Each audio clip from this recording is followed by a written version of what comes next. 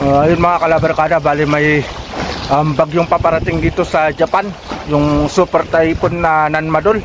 So ito yung mga kalabarkada, yung karagatan na yun dito, nagsisimula ng lumakas yung alon, saka yung hangin ang lakas na. So ingat tayong lahat mga kalabarkada, sana safe tayong lahat dito sa mga kababayan natin sa Japan. Yun, ang lakas na, grabe, tumatalsik yung alon dito. So mga kalabarkada, yung mga alon sa yung hangin.